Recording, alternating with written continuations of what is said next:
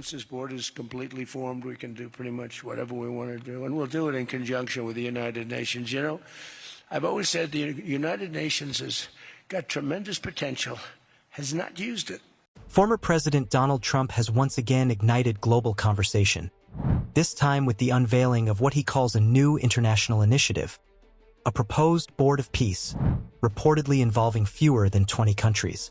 The announcement immediately raised eyebrows across political, diplomatic, and media circles. Supporters praised the idea as bold and unconventional, while critics questioned its legitimacy, structure, and long-term impact. At a time when global tensions remain high, from ongoing regional conflicts to fractured international alliances, Trump's proposal arrives with both curiosity and controversy.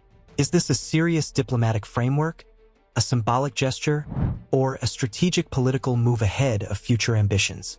Today's video breaks down what the Board of Peace actually is, which countries may be involved, how global leaders and analysts are responding, and why this announcement matters far beyond a single headline. Stay with us until the end, because this initiative could reshape how diplomacy is discussed in modern politics. What is the Board of Peace? According to Trump's announcement, the Board of Peace is envisioned as a coalition of select nations, fewer than 20, that would collaborate to promote conflict resolution, stability, and diplomatic engagement without the bureaucracy of traditional international institutions. Trump framed the board as a practical alternative to what he described as slow, ineffective global organizations. The concept appears to prioritize direct negotiation, leader-to-leader communication, and strategic pressure over prolonged multilateral processes. Rather than involving dozens or hundreds of countries, the board would consist of nations Trump considers influential, cooperative, and aligned with shared interests. However, details remain limited. No official charter, enforcement mechanism, or formal leadership structure has been released, leaving analysts to question how the board would operate beyond rhetoric. Why fewer than 20 countries? One of the most discussed aspects of the proposal is its limited size. Trump emphasized that the board would remain small by design. In his view, fewer participants allow for faster decisions, clearer accountability, and less political gridlock. Supporters argue that many existing global organizations suffer from inefficiency precisely because they attempt to accommodate too many voices. A smaller group, they claim, could act decisively in moments of crisis. Critics, however, see the exclusivity as a major flaw. Limiting participation raises concerns about legitimacy, representation, and power imbalance. Who gets invited and who gets left out could fuel further geopolitical tensions rather than reduce them. Which countries might be involved? While Trump did not release an official list, political observers speculate that potential participants could include nations with strong bilateral ties to the United States during his presidency. These may involve allies in Europe, parts of the Middle East, and select Indo-Pacific nations. Some analysts believe the board could prioritize countries that share economic interests, security cooperation, or ideological alignment. Others argue that excluding rivals or neutral states undermines the very goal of peacebuilding. Without confirmation, speculation continues, but the absence of transparency has only intensified debate. How this differs from existing global institutions. The Board of Peace is being widely compared to organizations like the United Nations, NATO, and the G7. Trump has long criticized such institutions, arguing they are inefficient, biased, or overly constrained by bureaucracy. Unlike the UN, which operates on consensus and formal resolutions, Trump's board appears designed for flexibility and speed. There would be no General Assembly, no permanent bureaucracy, and potentially no binding resolutions. To supporters, this represents modernization. To critics, it represents erosion of international norms and accountability. Political motivation or diplomatic vision. Another central question is intent. Is the Board of Peace a genuine diplomatic vision or a political statement? Trump's announcement comes amid ongoing speculation about his future political ambitions. Some critics argue the initiative serves more as a branding strategy than a functional policy framework. Others believe Trump is attempting to position himself as a global dealmaker once again. Supporters counter that unconventional ideas often face skepticism at first, and that Trump's past involvement in international negotiations lends credibility to his vision. Reactions from global leaders and analysts. International response has been mixed. Some foreign officials have welcomed the idea cautiously, expressing openness to dialogue while seeking clarity. Others have dismissed the proposal as vague or impractical.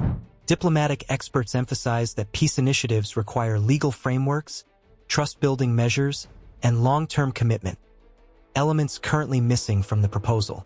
Still, many agree on one point. The announcement has forced renewed discussion about whether existing global systems are truly effective in preventing conflict. Public reaction and media debate. Media coverage has mirrored political division. Some outlets framed the announcement as bold leadership, while others portrayed it as unserious or destabilizing. On social media, reactions ranged from enthusiastic support to outright mockery. Hashtags trended as users debated whether peace can be engineered through exclusivity or whether it requires inclusivity. The conversation quickly expanded beyond Trump himself, touching on broader dissatisfaction with international governance. Could the board actually work? The feasibility of the proposed Board of Peace ultimately hinges on several critical unanswered questions. Who would fund the organization, and how would financial responsibilities be shared among member nations? How would decisions be enforced in the absence of binding legal authority, and what mechanisms would exist to resolve disagreements when member states inevitably clash over priorities or strategy? These uncertainties raise serious concerns about whether the board could move beyond discussion and deliver tangible results. Peace, after all, is not achieved through dialogue alone.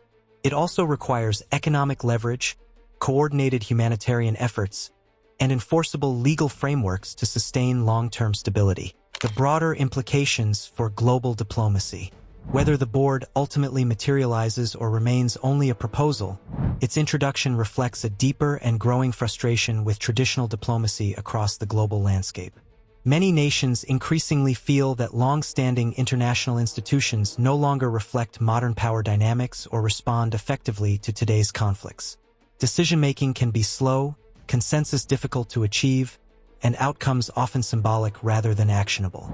In that context, dissatisfaction continues to build among leaders and populations alike. Trump's announcement taps directly into that sentiment. By challenging the assumption that peace must be managed exclusively through large, centralized organizations, the proposal questions decades of diplomatic tradition. It suggests that smaller, more agile coalitions, built around influence rather than universal participation, might be better suited to address complex, fast-moving geopolitical challenges. For supporters, this represents pragmatism. For critics, it raises concerns about exclusion, imbalance, and accountability. Regardless of where one stands, the moment itself is significant. It signals a willingness to rethink how peace is negotiated and who gets to lead those efforts. Even if Trump's specific vision never becomes reality, the conversation it has sparked may influence future diplomatic experiments, pushing global leaders to explore alternative models that better align with the realities of a rapidly changing world. Final analysis: symbolism or strategy? At its core, the Board of Peace is both a political statement and a diplomatic challenge. It questions the effectiveness of existing systems while offering an untested alternative. Its success or failure will depend on execution, transparency, and international cooperation. For now, it remains an idea with potential and controversy in equal measure. A new idea in a divided world. So what do you think about Trump's proposed Board of Peace? Is it a bold step towards streamlined diplomacy, or an unrealistic concept that raises more questions than answers? As global conflicts continue to shape our future, new ideas, controversial or not, force us to reconsider how peace is pursued. Drop your thoughts in the comments below. If you found this breakdown helpful, don't forget to like, share, and subscribe for more in-depth analysis of major political developments. Thanks for watching, and we'll see you in the next video.